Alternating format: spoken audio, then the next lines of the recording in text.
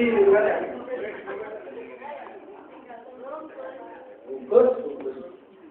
Nah, ada banyak penelitian seperti ini, tapi ya, silakan lah kembangkan. Tapi artinya begini bahwa sentuhan emosi itu penting bagi anak-anak. Kalau anak-anak dalam keadaan tertekan, kita termasuk Persatuan Guru Media Indonesia, Silur minor gitu kan.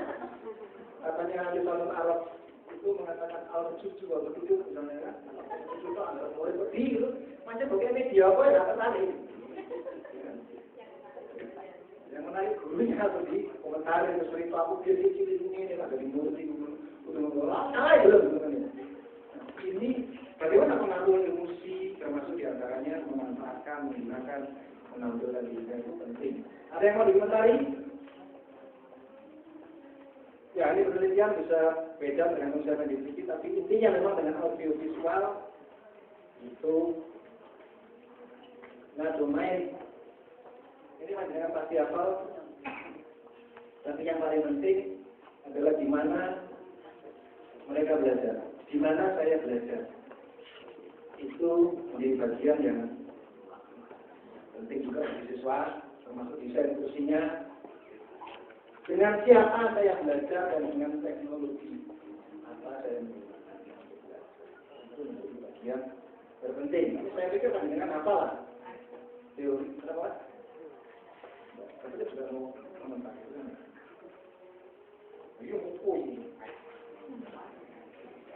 Sudah tahu ya? Ya maksudnya kucingnya sudah tahu. Kalau sudah tahu saya lagi gitu ya.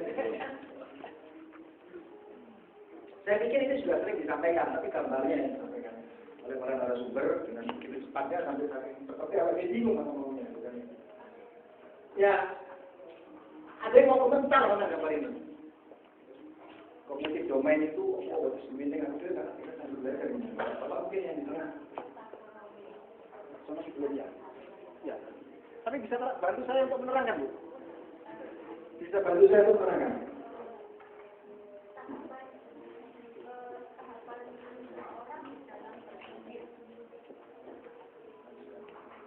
Ya.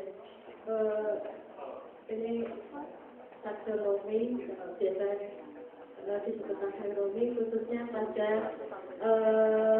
aspek kognitif atau pengetahuan. Jadi di dalam mendapatkan pengetahuan itu siswa atau seseorang itu melalui beberapa tahapan yang dari tahapan knowledge ini tahapan pengetahuan. Jadi ibaratnya kalau belajar bahasa itu biasanya anak-anak tahapan bertanya ini apa itu berikutnya ini tahapan knowledge, ini tahapan kata kalau dalam bahasa. Berikutnya kalau anak sudah melalui kematangan karena waktu belajar, pengalaman, lalu tahapan berpikirnya akan meningkat ke tahapan comprehension atau pemahaman. Jadi sudah bisa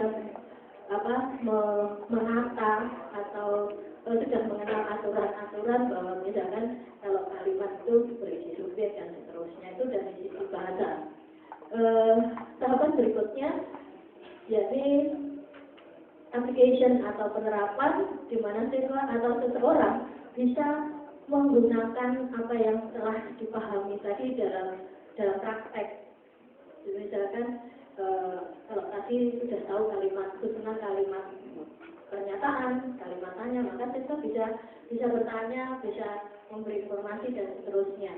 Berikutnya tahapan analisa.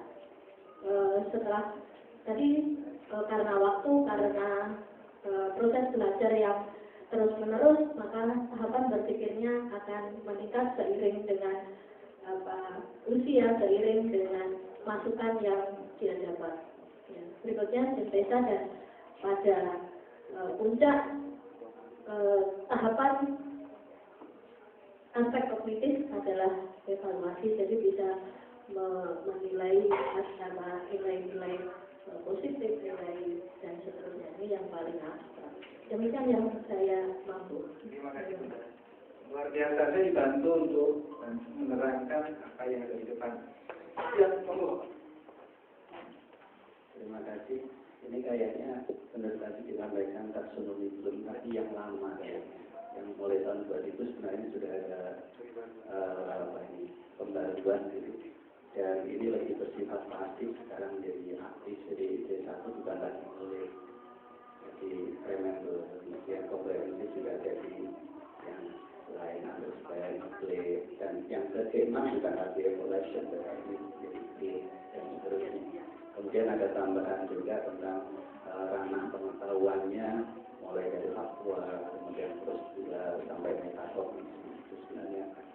Tapi mungkin sekedar pengetahuan untuk kita. Terima kasih. Jadi